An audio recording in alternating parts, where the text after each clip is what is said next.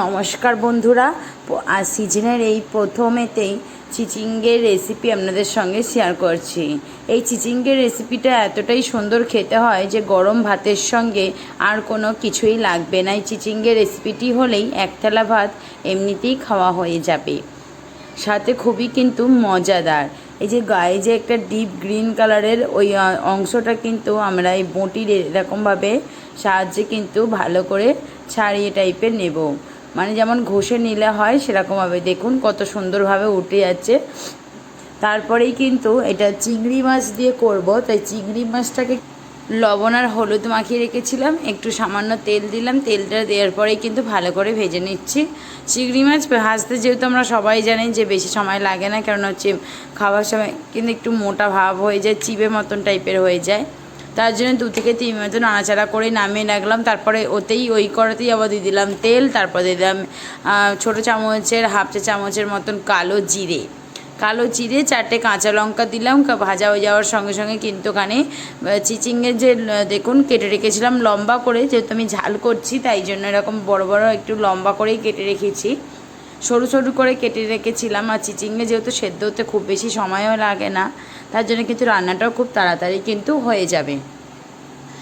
আর দেখুন চিচিঙ্গাগুলো একটুখানি ভেজে নিচ্ছি। আমি কিন্তু এখন কোনো মতেই লবণ দেবো না, কারণ লবণ দিলে চিচিঙ্গা এমনিতেই জল ছাড়ে, আর লবণ দিলে আরোই জল ছাড়বে, ব্যাপারটা ভালো লাগবে না, ভাজাটাও কিন্তু তখন আর ভালো হবে না। তাই জন্য কী করছি, লবণটা পরে দেব। আর তারপরে দিয়ে দিলাম এই যে কেটে রাখা পেঁয়াজ। এই রান্নাটা পেঁয়াজটা এই যে চিচিঙ্গে দেবার 1 মিনিট 2 মিনিট পরে নেড়ে চেড়ে পরেই আমি কিন্তু চিচিঙ্গেটা এই পেঁয়াজটা আমি কিন্তু দিয়ে দিলাম। রান্নাটা দেখুন, তাহলে দেখলে বুঝতে পারবেন কতটা সুন্দর টেস্টি রান্নাটা হতে চলেছে। এই যে দেখুন রান্নাটা খেতে বন্ধুরা এতটাই সুন্দর হয়, এটা একবার অবশ্যই কিন্তু বাড়িতে বানিয়ে দেখবেন। এখন দিয়ে দিলাম আদা রসুন একসঙ্গেই কিন্তু পেস্ট করে রেখেছিলাম, সেইটা কিন্তু দিয়ে দিলাম। আবার একটুখানি নেড়ে চেড়ে নেব। রান্নাটায় কিন্তু জল এখন কোনো মতেই ব্যবহার করব না, যেহেতু আমাদের চিচিংয়ের থেকে হালকা জল বেরোতে থাকে, তার জন্য কিন্তু। আর দেখুন আমি কিন্তু এখনও কিন্তু লবণও কিন্তু দিই না। এরপরে দিয়ে দিলাম আদা রসুন বাটাটা 2 মিনিট মতো নেড়ে ছেড়েই দিয়ে দিলাম টমেটো কুচি। এখানে টমেটোকে একটা বড়ো সাইজের টমেটোকে ছোটো ছোটো করে কুচি করে নিয়েছিলাম, তো সেইটাই এবার দিয়ে দেবো। দিয়ে এবার কিন্তু একটু চাপা দিয়ে দেবো। টমেটোটা একটু গলে এলে তারপর কিন্তু যে গুঁড়ো যে মশলাগুলো ব্যবহার করি, সেই গুঁড়ো মশলাগুলো কিন্তু অ্যাড করে দেবো। তা আমি একটু অন্য স্টাইলে বানাবার চেষ্টা করেছি, আপনারা অবশ্যই কমেন্টে করে জানাবেন যে আপনাদের কাছে ঠিক কতটা পছন্দের হয়েছে। তারপরে দেখুন গুঁড়ো মশলাগুলো অ্যাড করছি, যেমন প্রথমে লঙ্কার গুঁড়ো, হলুদ গুঁড়ো, আস্তে আস্তে সব কিছুটাই কিন্তু দিয়ে দেব। ধনিয়া গুঁড়ো, জিরে গুঁড়ো, লবণ, এই সময় কিন্তু সব কিছুই কিন্তু অ্যাড করে দেব। গরম ভাতের সঙ্গে গরমের দিনে কিন্তু চিচিঙ্গের রেসিপিটা পাতে পড়লে কিন্তু মন্দ লাগে না, খেতে কিন্তু খুব সুন্দর লাগে। এবং মশলার সঙ্গে চিচিঙ্গেটা কিন্তু ভালো করে একটু কষিয়ে নেব। দেখুন ভালো করে একটু কষিয়ে নিচ্ছি, 2 থেকে 3 মিনিটের মতন হাতের সময় নিয়ে ভালো করে কষিয়ে নেবেন। হ্যাঁ, এখনও কিন্তু জল দেবার কোনো প্রয়োজন নেই। আর গ্যাসের ফ্লেমটা মিডিয়াম রাখবেন, যেহেতু গুঁড়ো মশলা আছে তার জন্য বললাম। একটু চাপা দিয়ে রাখার চেষ্টা করব, 2 মিনিটের মতন একটু চাপা দিয়ে রাখবো। চাপা দিয়ে ফিরে আসছি, দেখি যে কালারটা ঠিক কেমন এসেছে।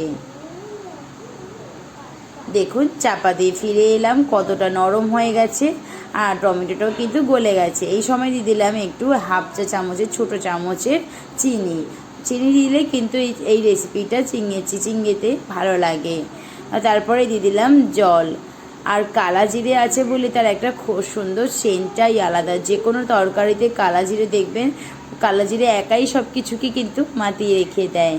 আর অবশ্যই কিন্তু কালা জিরে দেওয়ার পরেই বেশি কিন্তু ভাজবেন না।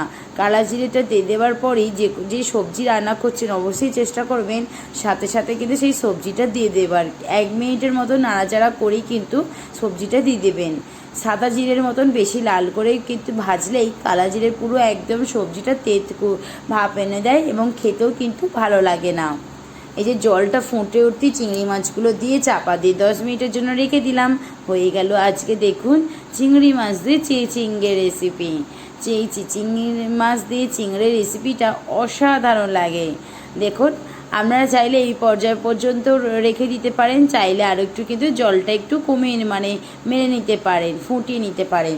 তো আমি যেহেতু আজকে ভাত দিয়ে আমি ডাল রান্না করেছি, তার জন্য কিন্তু আমি জলটা আরেকটু মেরে মতন নেবো। তো আমি আরও 2 মিনিট অপেক্ষা করব, মিডিয়ামেতেই যেমন ফ্লেম রেখেছিলাম ওই রকমইতেই ব্যাস রেখে দিয়ে কিন্তু আমি গ্যাসের ফ্লেমটা অফ করে দেবো। তো আমার রান্নাটা এখানেই আমি শেষ করে দিচ্ছি। আশা রাখছি আপনাদের কাছে এই রেসিপিটি খুবই ভালো লেগেছে।